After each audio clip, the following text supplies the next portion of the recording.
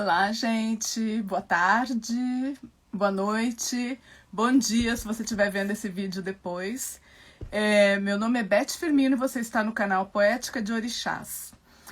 Hoje é uma live que eu deveria ter feito ontem, porque, como vocês sabem, eu faço a minha programação semanal, são mais ou menos 5 ou 6 vídeos a semana, e cada dia eu desenvolvo um tema, dentro do que eu pesquiso, que é a Poética de Orixás. Para quem não me conhece, o meu nome é Elizabeth Firmino Pereira, eu sou brasileira, moro em Madrid, eu sou artista, sou atriz, arte educadora, pesquisadora, sou licenciada em Educação Artística e doutora em Artes Cênicas pela Universidade Rei Juan Carlos de Madrid.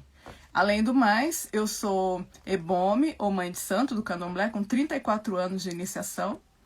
E a minha pesquisa se chama Poética de Orixás, justamente porque eu trabalho com os elementos estéticos e culturais do candomblé, aplicados à cultura, às artes e também à educação. E o tema de hoje é justamente esse, educação, né? Porque, como nós sabemos, todos nós que somos professores, né? Professoras, professores, a importância do conteúdo de origem afrodescendente nas escolas. Como isso é uma necessidade e como nós carecemos também de elementos para poder trabalhar, porque é um tema que foi muito pouco explorado dentro da cultura e das artes. Até mesmo na história tem sido pouco explorado, mas já estão surgindo trabalhos, já estão surgindo muitas pesquisas, então a gente tem mais facilidade para recolher esses elementos através das teorias que tem por aí, da história, do que é publicado. Agora, no estudo das artes, né, no ensino das artes, aí entramos em outro terreno, que é o terreno da experimentação, porque as artes elas já têm o pressuposto de ser uma atividade prática. Bom, vocês estão vendo que hoje eu estou aqui homenageando Iemanjá, sim, estou homenageando Iemanjá, porque as artes e também a educação tem tudo a ver com Iemanjá, que é um orixá que fala muito de grupos, de comunidades, de compartilhar as coisas e, ao mesmo tempo, de nutrir. Então, Iemanjá tem tudo a ver com a educação. E, curiosamente, quando eu me licenciei quando eu fiz a colação de grau em 2004, né, que eu terminei a licenciatura em dezembro de 2003. Em 2004, no dia 2 de fevereiro, eu fui fazer a colação de grau, foi quando eu recebi meu diploma de Educação Artística. Então, Iemanjá tem tudo a ver com isso. E, por outro lado, também é um orixá maravilhoso, que foi o orixá da minha mãe criadeira, ou seja, quando eu me iniciei, eu tive o cuidado de uma Iemanjá, e é também um orixá que forma parte do meu enredo, e todas as coisas importantes que esse orixá traz para mim, e as coisas que acontecem no dia 2 de fevereiro, para mim, são definitivas. Por isso, eu hoje estou homenageando Iemanjá, porque eu acho que a gente sempre tem que caminhar e caminhar sempre para frente, né? Então é isso, um dia depois do outro e vamos criando coisas. Bom, para começo de conversa, eu sou professora, como vocês sabem, mas eu não moro no Brasil, eu moro na Espanha, então eu não dou aula nas escolas brasileiras, eu não trabalho com as comunidades de crianças brasileiras. Tenho sim amigas, colegas, amigos que estão dando aulas, alguns até trazem informação para mim das dificuldades que eles enfrentam, mas para poder realmente desenvolver um conteúdo que seja útil para a educação, eu creio que eu necessito bastante feedback de vocês. Então, se vocês realmente têm interesse, se querem saber um pouco mais ou pensar em conjunto, por favor, não se acanhe, veja o vídeo, faça comentário, que eu estou aqui à disposição de vocês, tá bom? Bom, então, dito isso, eu vou desenvolver o conteúdo que eu tenho para desenvolver hoje, que é mais do que os elementos, como eu disse para vocês, né, os elementos didáticos e tudo mais, que eu acredito que isso a gente tem que criar, porque realmente não estão prontos e é por isso que a gente tem que abrir mesmo essa roda aí de discussão. Mas assim, dentro da minha experiência no candomblé, que é o meu objeto de pesquisa há mais de 30 anos, eu posso identificar alguns valores que são úteis para a educação e que não só são úteis para a educação, mas também são pontos de partida para poder desenvolver elementos a nível de transversais. Então, são valores que sim, são transversais e que através deles a gente pode aliar algumas técnicas da educação mais moderna, né, do que a gente tem visto hoje e ao mesmo tempo que já está sendo desenvolvido já nas escolas, e assim tentar conseguir um pouco mais de resultado. Os valores do candomblé que eu me refiro são valores muito importantes e que a gente trabalha na educação com muita facilidade. Eu vou enumerar aqui alguns, tá bom? Bom, em primeiro lugar, a questão do grupo e a questão do trabalho em grupo, do trabalho em equipe. Porque as comunidades do terreiro, do candomblé, são comunidades que vivem em conjunto, que todas as suas atividades são realizadas em conjunto. As pessoas formam parte de uma organização, de uma estrutura, cada uma tem a sua função, tem as suas responsabilidades e elas desenvolvem o trabalho ali. Então a gente nunca trabalha sozinho dentro de um candomblé. E sempre uma pessoa depende da outra. E isso é muito interessante, porque existe um lugar para cada um, todos pertencem a uma comunidade e existe a importância de contar com o outro.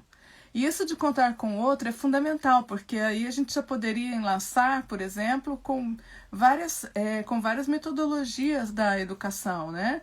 Como, por exemplo, a metodologia pedagogia positiva, que é uma técnica de trabalhar com justamente a valorização do aluno e através dessa valorização chegar a conseguir resultados melhores, né, e que ele se sinta mais acolhido e mais integrado ao conjunto. Então, o primeiro valor que eu considero interessantíssimo e que pode ser trabalhado de muitas maneiras é esse, justamente a noção de conjunto, a noção de comunidade e a noção de que um depende do outro, que um não funciona sem o outro. Então, aí está, cada um tem a sua importância, cada um tem o seu lugar.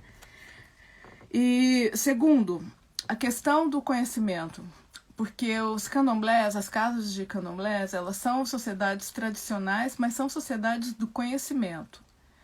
Então, o conhecimento, ele forma parte daquela estrutura.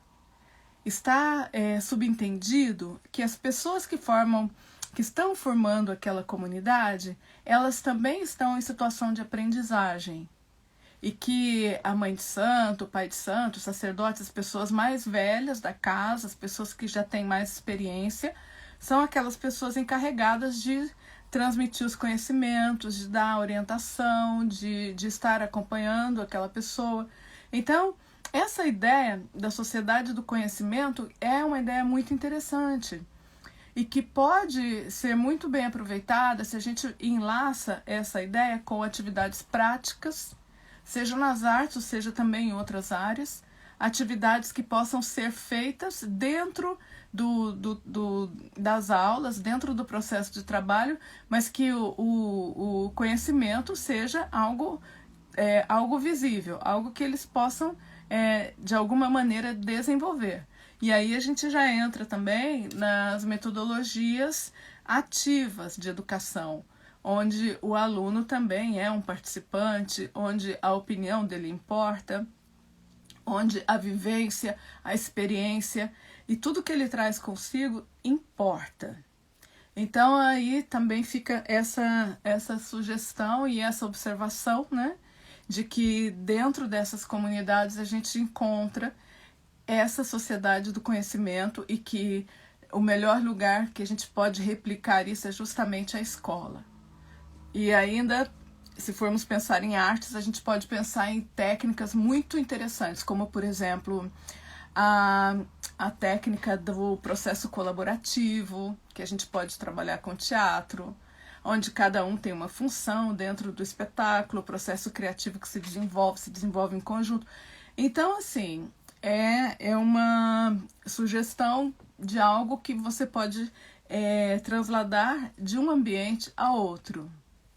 Outra coisa também interessante é a questão da diversidade, né? Como nós falamos antes, já falei várias vezes da diversidade, mas ela é especialmente importante dentro da educação, porque a diversidade já é uma realidade de uma sala de aula, especialmente da escola pública, porque nós encontramos alunos de todas as origens ali, especialmente, não, de todas as origens, assim, sim, porque são alunos de uma região.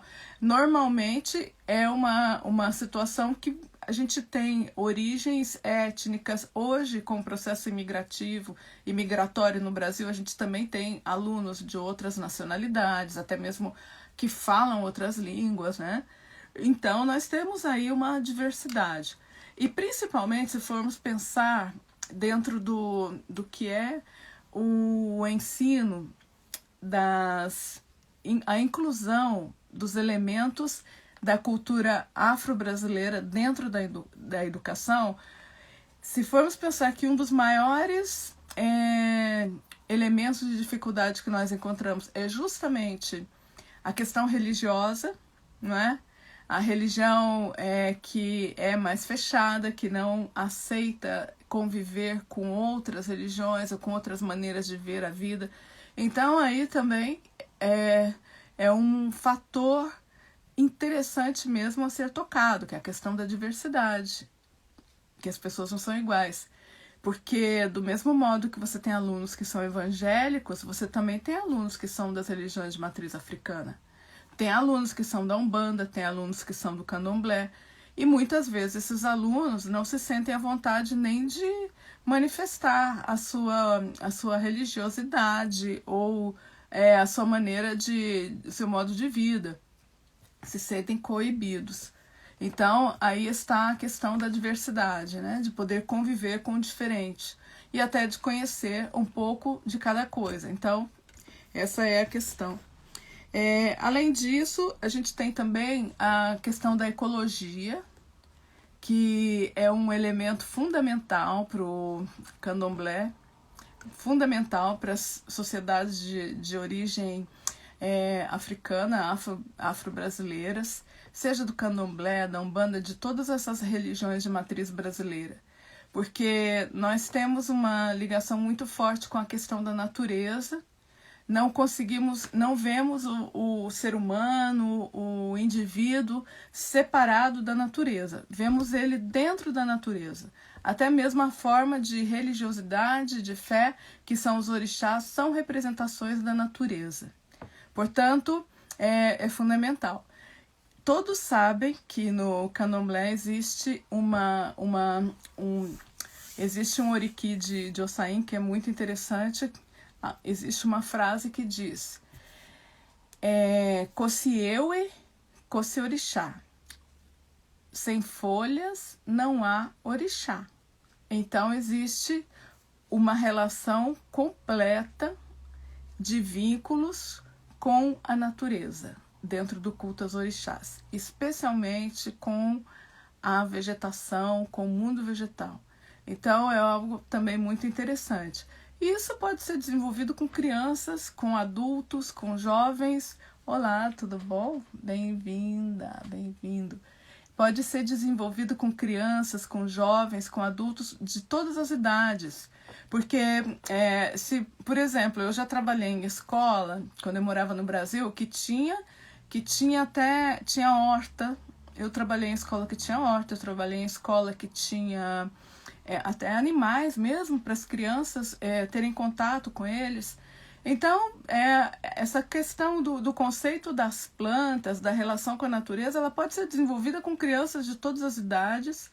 E se formos pensar dentro dos elementos que eu ainda vou comentar outros dias, justamente quando eu falo da estética, das matrizes estéticas, ou quando a gente fala dos orixás, que eu falo também dos orixás, eu vou falar sobre cada um deles, e cada um tem uma ligação com os elementos da natureza.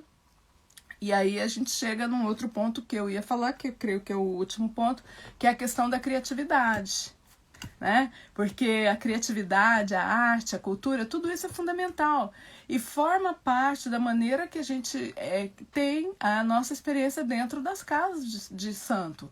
Então, uma criança, por exemplo, que pertence a um candomblé, uma criança que pertence a uma umbanda, essa criança já vai saber dançar, já vai saber cantar, já vai saber tocar tambor, algumas sabem até tocar tambor, né? Para quem não sabe, por exemplo, o músico Carlinhos Brau, ele nasceu numa comunidade muito carente, mas ele conheceu a música através do candomblé. Ele começou tocando tambor ali, depois se profissionalizou e criou um projeto que é um projeto inclusivo para crianças daquela comunidade e que tem que estudar e que também aprendem música, que se profissionalizam, que estão tocando com músicos profissionais hoje, né? Então, assim, a gente... E outra, como eu sempre digo, dentro da educação, nós temos que ter uma visão sempre laica. Eu sou desse partido, eu sou dessa opinião. Então, por mais que você tenha a questão da origem religiosa, que eu acho importante de conceber como diversidade, como riqueza e também como respeito, mas por um outro lado, a gente tem sempre essa visão laica, e como visão laica, então você pode ver o que tem de bom em cada uma dessas religiões, e que realmente são elementos da cultura, muito mais do que da religião, e que podem trazer esse enriquecimento. Por exemplo, eu vi muita gente que não queria jogar capoeira porque era evangélico, ou então queria dizer que a capoeira não era da África, que era de, não sei, talvez de outro lugar, do Oriente Médio, por exemplo. Não, gente, a capoeira é da África, mas você jogar capoeira não vai mudar em nada as suas crenças religiosas. Você pode ter uma religião diferente e querer jogar capoeira. Não é? Você pode querer, por exemplo, aprender a cantar um jongo ou querer cantar outra coisa, e também pode querer dançar. Você pode até mesmo dançar para os orixás, por que não? Não é? Os orixás que representam a água, que representam as folhas, que representam coisas assim da natureza, e por que não? Então, assim, deixa eu ver, tem alguém aqui, tem 2 pessoas, obrigada por estar. Quer fazer alguma pergunta? Deseja perguntar algo? Tudo bem? Oi, tudo bom? Se você quiser perguntar algo, estou aqui à disposição. Bom, só dando continuidade, hoje, falando sobre educação, como eu disse, a educação, para ela ter essa característica de englobar os elementos da cultura afrodescendente, ela tem que passar pelo conhecimento, sim, que é conhecer esses ambientes, conhecer esses elementos, conhecer e também saber como pode utilizá-los dentro do contexto educativo da maneira mais aberta possível. Ou seja, de maneira laica, de maneira a vincular com a cultura.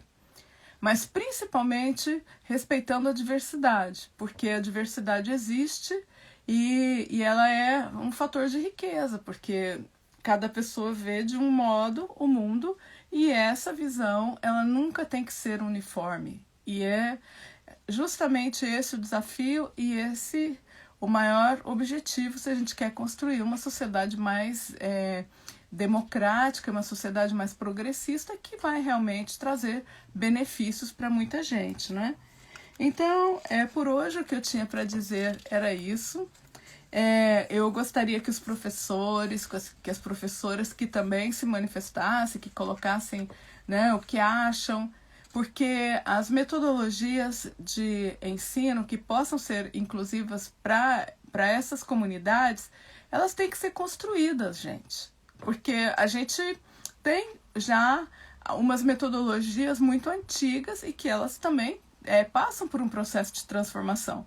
E quando a gente vê uma necessidade como essa, que já é uma legislação, é uma lei, e que está nos parâmetros curriculares, que está nos programas, mas, ao mesmo tempo, os professores não têm essa formação para poder desenvolver. Então, tem que desenvolver formação para esses professores, formação contínua, também tem que se organizar grupos, né? E também tem que pensar e começar a trabalhar com esses elementos aí, começar a pesquisar e começar a colocar em prática. E tudo isso já creio que com todas as metodologias ativas da educação que a gente tem hoje, que é, por exemplo, a aula invertida, é colocar os alunos também para pesquisar, é aproveitar o momento das aulas para poder desenvolver práticas, para trazer o conhecimento para o campo da vivência, para que realmente isso seja algo vivo e que faça diferença neles, né? Que faça diferença na maneira como eles veem, na afetividade, no respeito com o colega, no respeito com as diferenças, e mesmo que agregue conhecimentos a essas crianças que estão em formação, né? Então, assim, é isso. Eu agradeço muito a presença de vocês, agradeço a pessoa que está aqui vendo. Essa live vai ficar gravada aqui no Instagram, vai ficar gravada também no YouTube, e eu sigo com as lives. Amanhã eu tenho a que eu faria hoje, porque essa daqui era para fazer na quinta-feira. Amanhã eu vou fazer uma que é sobre a questão interdisciplinar, na qual eu falo sobre os elementos da minha pesquisa, os elementos teóricos que eu pesquisei, especialmente aqui na Europa, porque o meu doutorado, eu sou doutora em artes cênicas e o meu doutorado foi feito aqui, e eu encontrei muitas pesquisas interessantes e que podem ajudar mesmo a criar novas sinergias de conhecimento.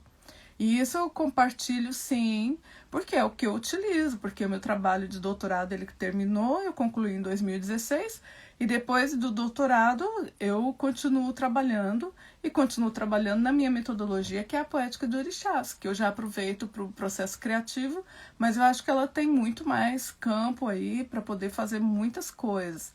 E como eu gosto e tenho essa disposição, vou compartilhar sim, e vou continuar fazendo. Então eu peço a vocês que sigam o canal, que façam a sua inscrição, tanto no Instagram como no YouTube. E depois, quando eu tiver alguma oferta ou de mentoria ou algum curso, eu também vou oferecer por aqui, e vocês fiquem à vontade de participar. Então, por hoje é isso. Eu agradeço a atenção de vocês. Vocês vão ver amanhã outro vídeo, que é esse que eu estou comentando agora. E no domingo eu vou concluir o que eu comecei há 2 semanas atrás, que é justamente falando sobre a minha tese doutoral, que foi sobre o trabalho de pesquisa do Luiz Otávio Bournier e do Grupo Lume no teatro. No teatro não, no candomblé. Do Luiz Otávio Bournier, do Carlos Simeone, no candomblé da Mãe Dango, que é uma pesquisa que eu concluí já, que foi um estudo de caso sobre a pesquisa deles, e que realmente, por eu morar em outro país, eu não consegui fazer essa divulgação como eu gostaria, mas eu vou fazer e já vou concluir no domingo. Então então gente, muito obrigada mesmo, de coração, e um feliz final de tarde para vocês, tá bom? Tchau!